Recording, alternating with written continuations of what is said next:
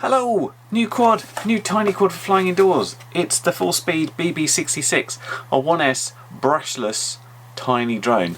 Now, it almost seems like since the Tiny Whoop came out only a couple of years ago, the race has been on to come up with a legitimately decent brushless 1S variant. Obviously, brush motors do wear out, and that's the downside. That said, I think I'm yet to wear out a brushed motor, but getting a decent brushless one should be an improvement, we hope. Let's get it out and see what's in here.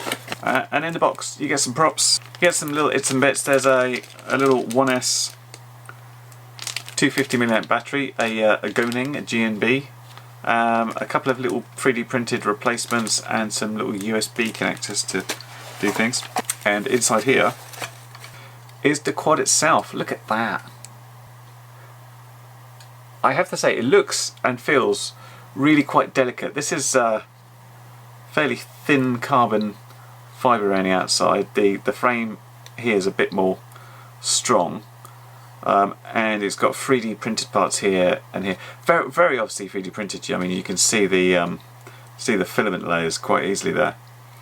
And it obviously looks like we've got just push fit props to go on here, and the battery just to go underneath.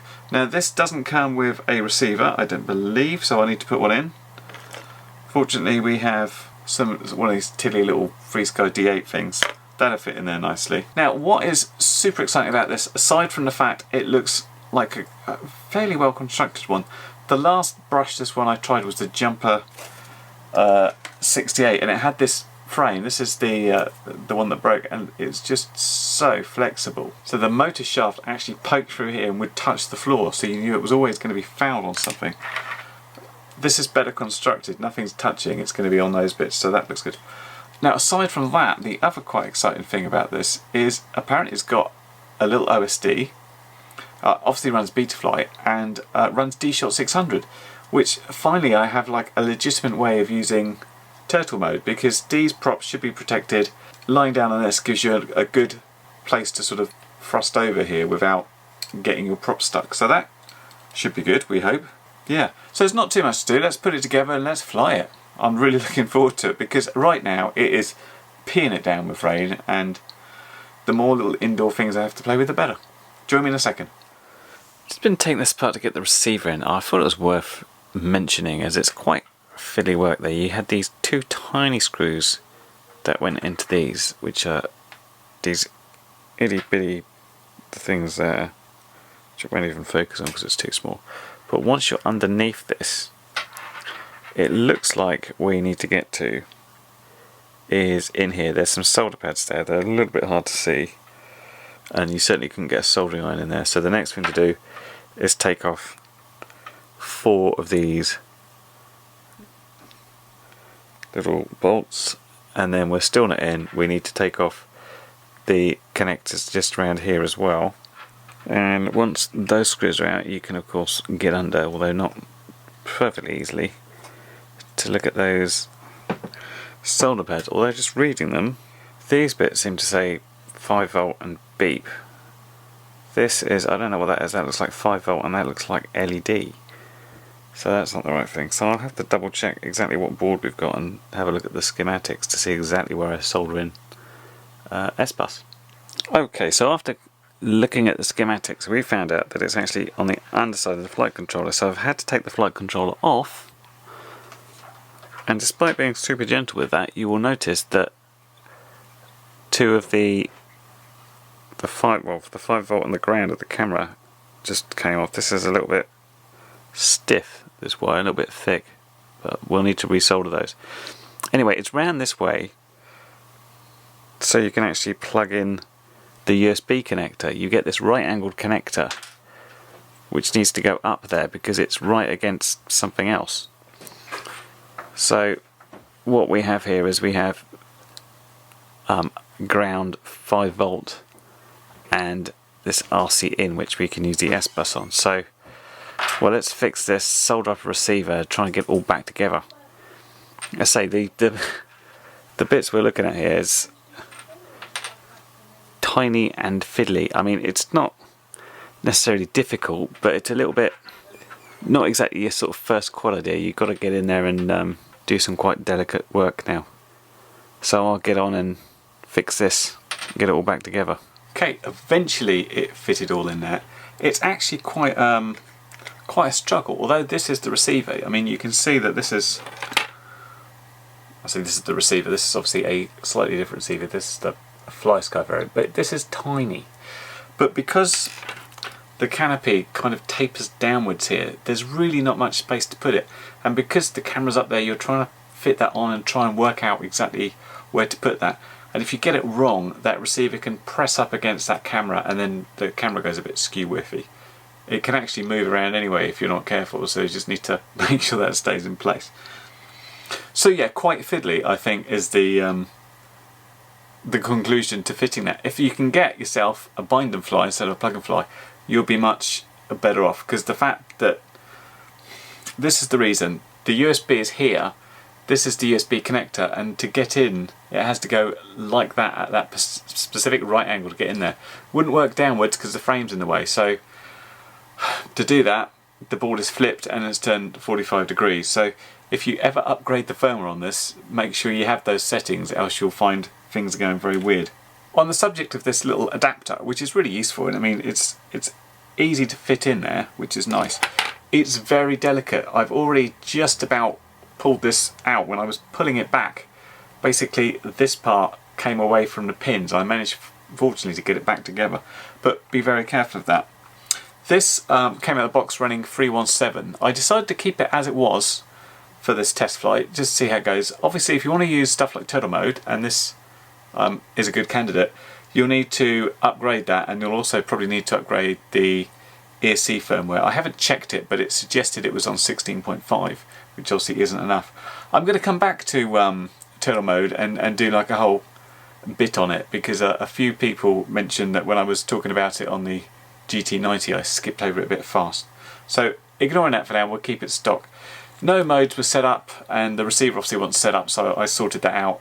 I'm going to mainly be flying it, I think, in angle. I still think acro's a bit heavy duty for this, but we'll see. I also should correct one thing about this little 250 one cell. It's actually a high voltage one, and this is why it's got this little special charger. So unless you go in there and then you've got a USB socket to charge. The only other ones I've got with this connector are these much larger 450s, also Gonings. This is for the little King Kong Tiny 7, which are pretty good batteries.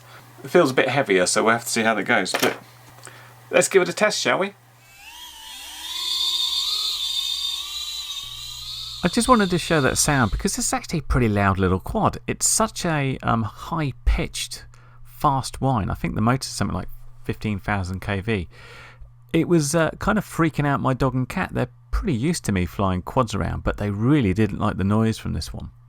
So this is my actual first Maiden. I'd done a couple of little hovers line of sight, but this is straight into FPV and just going around. And there were a couple of bounces there, and that's because I found the angle a little bit peculiar. The camera's tilted up a little bit, and this makes it just a bit off from what I'm used to. And you see there's a slight angle on the camera there. I think it's slightly off center in the frame there, and thus you're getting a slightly bigger bit of frame on one side than the other that makes it look a bit peculiar.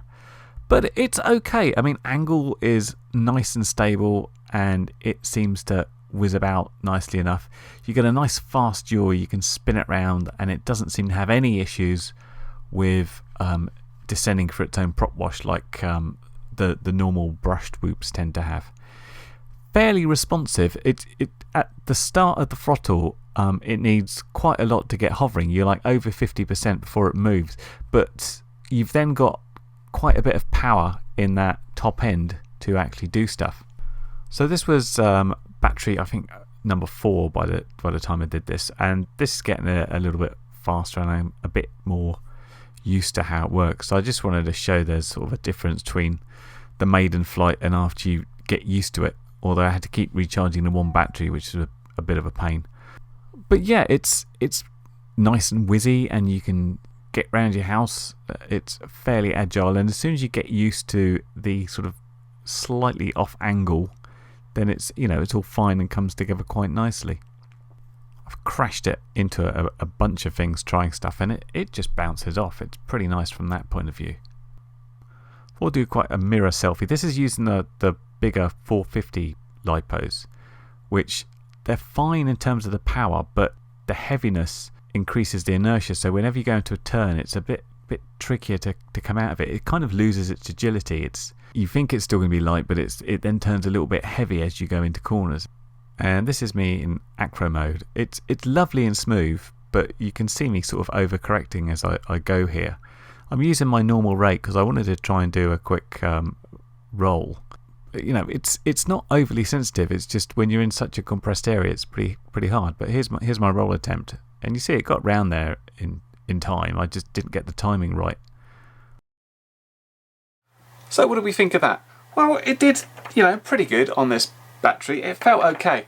There's a bit of a problem with the camera angle, as it tends to point up, and when that's fine if you're going to fly forwards really fast all the time, but round a house, especially when you're quite enclosed, you need to be able to stop and just go more explore speed. And generally speaking, you do find the camera angles quite flat on these, but this one is a bit more up tilted. So it was a little bit tricky sometimes just to bring yourself to a nice stop or to go gently. It certainly whizzed around okay. It had some power. I didn't feel it was significantly more powerful than other brush quads of this size, really. And I mean, that's part of the problem with these, is there's only a certain amount you can do with the space. So my attempt at going along and doing a flip as I would outside resulted in me hitting the floor. I mean, it flips fast enough and it's probably got the power to do it, but I haven't really got the skills, and I'm really worried about that enclosed space. I think it's quite doable. You just need to practice. But flying around in acro, although it's super smooth and it holds its attitude, my tendency to overcorrect on this thing was really all over the place. I don't know. I still find acro flying really tricky indoors. Maybe I just need a bigger house. These batteries, no, don't go bigger than this one. I mean, the problem is with this, I was only getting about 2 minutes out of it, and I've only got one of them. This would give a longer time, but the inertia, I mean, it's okay on the power, but the inertia as you went into corners and that just made it very unstable. So in conclusion, it does the job. It is a brushless tiny whoop, and it works nicely. I have to say, it does feel delicate, but having crashed it loads of times into things, because its overall weight, even with the battery, is so low, it tends just to bounce off stuff. But I can't help feeling that it's really delicate. So I've kind of changed my tune towards where I want to go on this. So I'm saying, although the size difference is massive, if you want the best indoor flying thing I've had so far, I think is the King Kong ET100. And you can see it's bigger. It's got a bunch of disadvantages. It doesn't have an OSD, it doesn't run D-Shock without modifications. But as far as the OSD goes on this, it's it told me the battery voltage, which I pretty much ignored until it fell out of the sky, because it's always dipping under. So the reason I like this one better than this little one is this doesn't feel as stable as the bigger thing. When this bounces off stuff, you feel it more than this thing. This will just bully its way through stuff. I mean, yeah, it's bigger and it's slightly hard to get through smaller gaps, but it runs a 2-cell, it will work outside. It's so strong. I mean, these things, you can just really... the flex on that is not really there. I'm scared to do that on this one. This is pretty good, it does the job, but I prefer this for indoor flying and have the versatility to go outside. I mean, it's not a great outside quad, but you can do both. This, you breathe on it and it'll blow away, that's the problem. If you want a proper brushless tiny whoop size quad, this is the best one I've had so far. It's just the fact that as an overall indoor flyer, I prefer something else. But anyway, here it is. It's the Beebee-66 and came kindly supplied by the nice folks at Gearbest, and of course there'll be a linky down below if you want to check it out on the website. I will catch you for next time. See you later. Bye.